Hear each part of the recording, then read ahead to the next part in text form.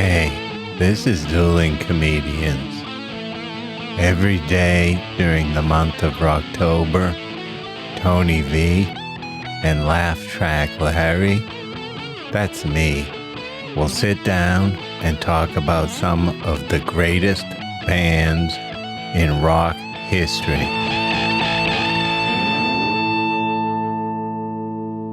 All right, everybody, happy Rocktober. We trust you're rocking hard, even if you're sitting still. Yeah. Don't forget to rake the leaves. You got it. They're starting to fall. Yeah. Thank you, Larry, for that. It's a public service announcement. This public service announcement brought to you by Dueling Comedians. Yeah, because and Laugh you know Track what Larry. could happen? They could all dry up in the yard, and you carelessly discard your cigar, and your house burns down. Wow. That is a cautionary tale. It didn't happen to me, but it could. Exactly. Yeah. We're not here to, I always tell my kids this. You don't plan for what you want. You plan for what can happen. Well, and my brother shared some wisdom with me. You know, in some towns back in the day, you could rake your leaves to the gutter, and they would come through with the big leaf vacuum and just suck up all the leaves. Yeah. So as youths often do, right. I decided I'm going to just drive through that person's pile of leaves. And my brother was in the car. I went flying through the pile of leaves, and he yelled at me very sternly. He said, "You know, there could be babies playing in that pile of leaves." And I learned my lesson. That's a lesson. Because I thought, oh my God. My wife has a similar thing with boxes and bags on the highway. She's convinced there's kitties in there. There could be. You don't know. Someone just abandoning kitties. So you've often swerved off the highway. Right, and almost killed us. to avoid a bag. The imaginary kitties. Man. Yeah. This isn't what we came to talk about. No, we came to talk about Jay Geils. Oh my God, with the green teeth. Yes, it is the Wolfer Goofer with the green teeth. Yeah. Let me in. Yeah. Oh, he's good. Yeah, they're good. Well, all of them. They're all good, Peter Wolf. Jay Geils is deceased. He passed recently. Yeah. Yeah. That was sad, too. They went through some litigation where he had to sue them to use his own name. Yeah. Yeah. I mean, they were going out for some time as Jay Geils without Jay Geils.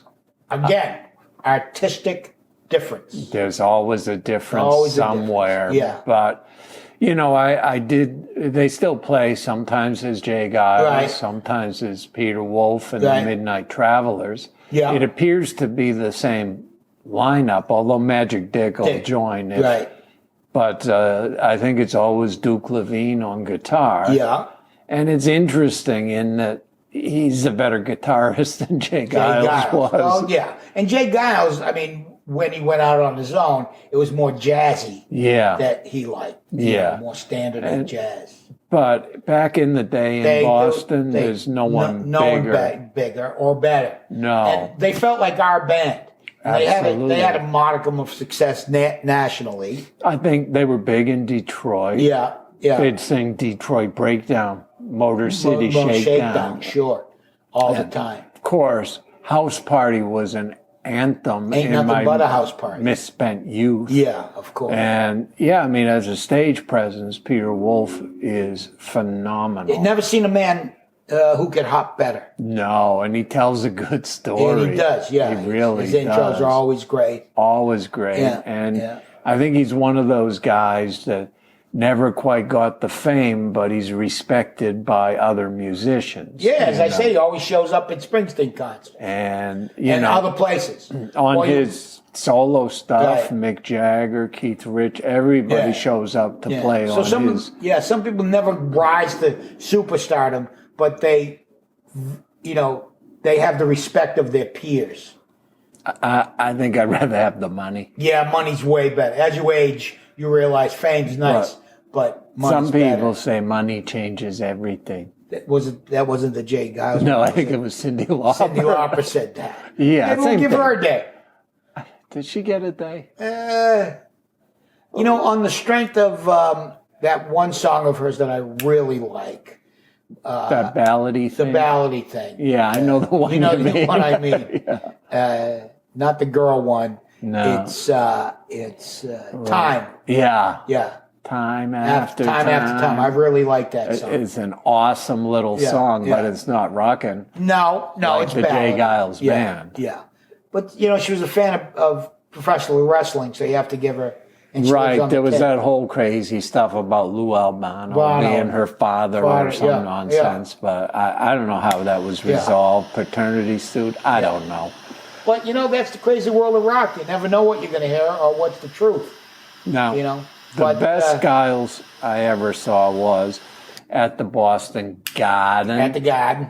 That would have been in 1979, I believe. That's a while back. Yeah, and opening for them that day was Southside Johnny and the Asbury Jukes. Not 30 seconds ago, Larry, I was going to say that the Geils Band is the Massachusetts version of Southside Johnny and the Asbury Jukes. I'll tell you, Southside Johnny opened the show. Yeah.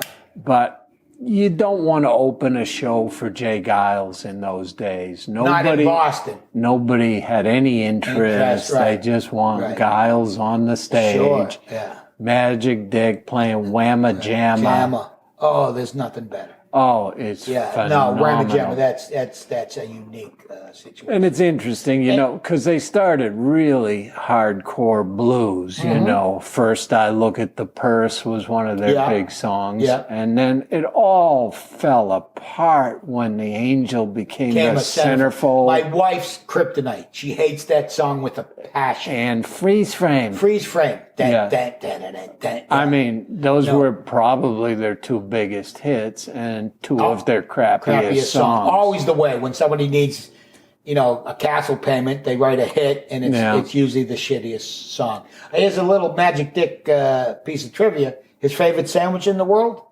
Provolone with salt. That's it. Provolone has a fair amount of salt anyway. Yeah. Huh. Yeah. How's the blood pressure on Magic Dick? I haven't tested it recently, but I know what it's like. Could be bad. And on a side note, Southside Johnny's biggest contribution to pop culture in general were the red satin baseball jackets. Oh, yeah. I own several. They were having a party. Yeah, they were having Not a house party. Not a house party, it was but a kind party. of a more mellow party. A garage party. We're having a party. Everybody's singing? I think they were singing. And dancing, probably. They were dancing after they sang, I believe. Once someone starts singing, dancing is it's almost inevitable. Yeah. But, I think, that one was good because it's such a sing-along kind of thing, I think the audience might join in, except when J. Geils is coming up next. Right, and they were also the house band at the Stone Pony, the famous Stone Pony in Asbury Park, New Jersey, when Springsteen came up through there. I know they were something, and then they weren't. They weren't, right. Isn't that the truth for all of us? If there's any cautionary tale here in Rocktober. I've never been anything, so my time will come. I don't know when. Don't know how. I hope to be something. Then, All right, keep rocking, everybody.